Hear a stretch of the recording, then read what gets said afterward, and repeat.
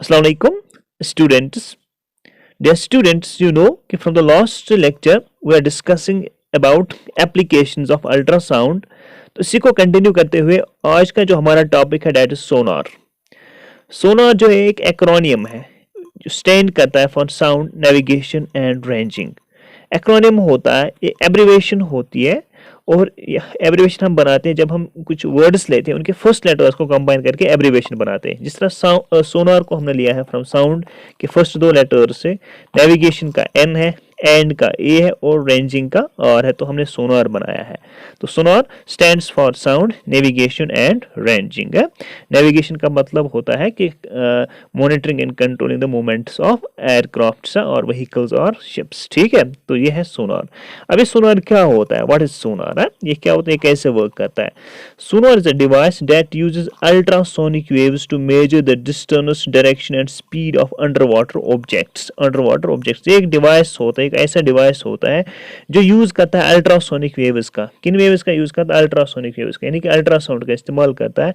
तो ये इससे क्या काम करता है? ये मेजर करता है distance, direction, speed of under water objects. अगर ऑब्जेक्ट्स अंडर वाटर होंगे, वाटर में होंगे, ठीक है, तो इनकी डिस्टेंस कितनी है, डायरेक्शन कहाँ, किस डायरेक्शन में ही, या उनकी जो स्पीड है अगर वो चल रहे हैं वाटर में तो कितनी है, तो ये मेजर करता है सोनार.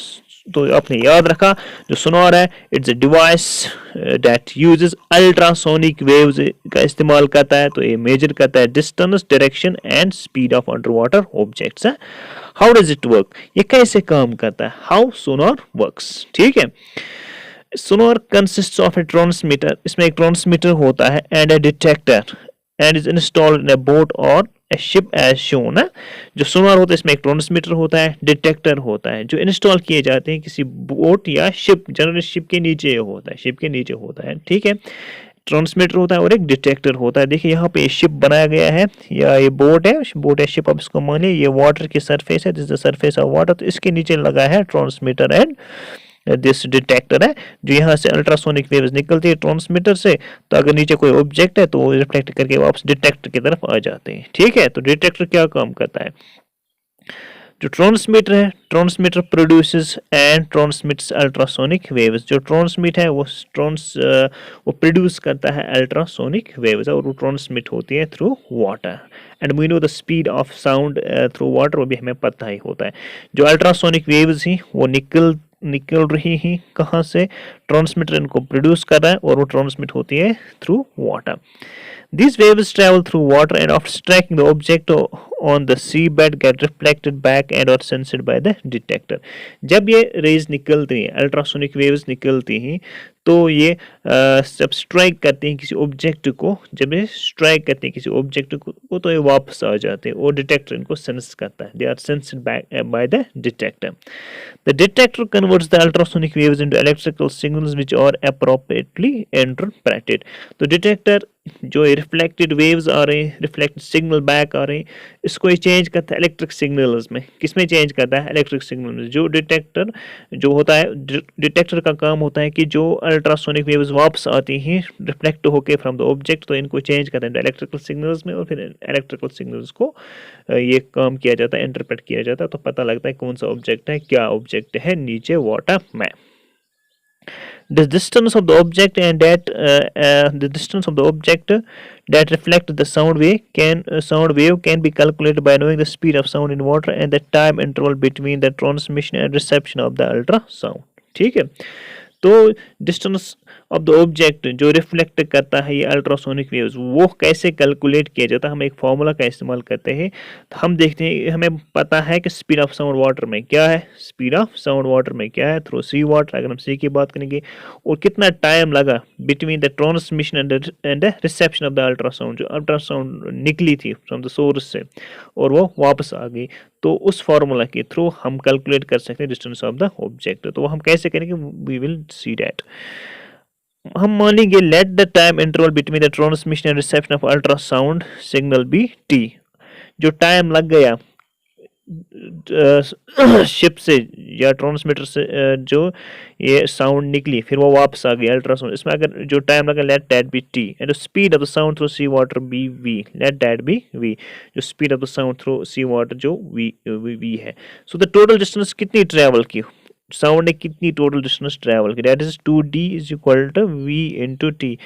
से यहाँ पे सोर्स है, ट्रांसमीटर है, तो यहाँ से साउंड निकली। अगर यहाँ पे ऑब्जेक्ट था, यहाँ पे ऑब्जेक्ट था, तो ऑब्जेक्ट ने इसको रिफ्लेक्ट बैक किया, तो ये वहां से वापस निकली, और यहाँ पे डिटेक्टर ने इसको डिटेक्ट किया। तो ये डिस्टेंस कितनी है, लेट इट बी 2d, क्योंकि अगर ये d है यहाँ से यहाँ तक सोर्स और ऑब्जेक्ट के दरमियान डिस्टेंस d है, तो ये वापस d डिस्टेंस कवर करता है। तो d प्लस d हो गया ट्वाइस d। तो टोटल डिस्टेंस जो ऑब्जेक्ट जो साउंड ने कवर किया, that is twice d, that is equal to speed of sound, है ना, या velocity of sound into T. तो आप डी को ऐसे भी लिख सकते, डी इज इक्वल डिस्टेंस है V into T, speed into time divided by 2। ऐसे भी आप डिस्टेंस को कैलकुलेट कर सकते हो। टी क्या है, time interval between the transmission and reception of the reflected ultrasound waves. V क्या है, speed of sound through sea water, और डी क्या है, the distance of the object that reflect the ultrasound. तो आप डी को ऐसे कैलकुलेट कर सकते हो। ये जो मेथड है जिसके थ्रू हमने फाइंड किया डिस्टेंस ऑफ द ऑब्जेक्ट, इसको हम बोलते हैं इको रेंजिंग। क्या बोलते हैं, echo ranging. This above method है, द एबो मेथड जो हमने यूज की for find the distance of the object, that's known as echo ranging. ठीक है, तो सोनार टेक्निक है, it is used to determine the depth of the सी।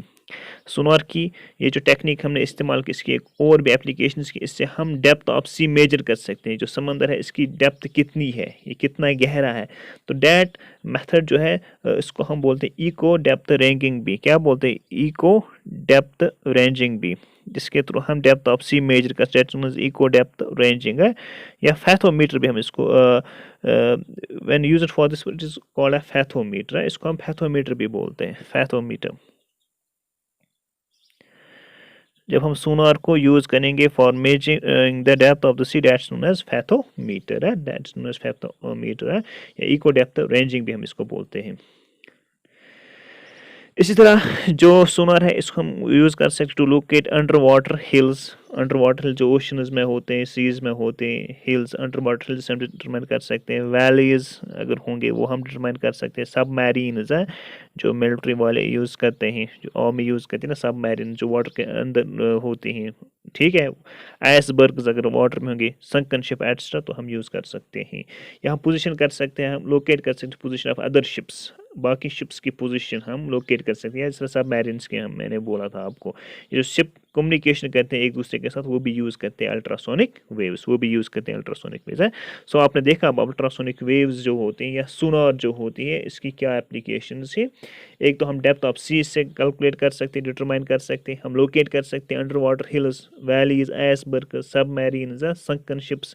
इस तरह हम लोकेट कर सकते हैं पोजीशन ऑफ अदर शिप्स, या शिप्स जो कम्युनिकेशन करते हैं एक दूसरे के साथ, वो भी यूज़ करते हैं अल्ट्रासोनिक वेव्स। ठीक है, so this was about Sonar.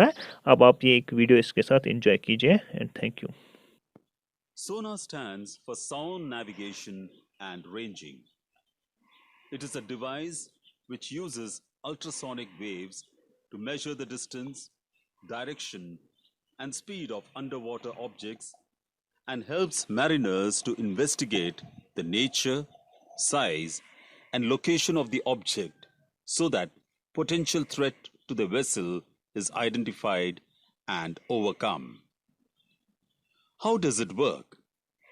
Sonar has a transmitter and a receiver which are installed at the bottom of the ship.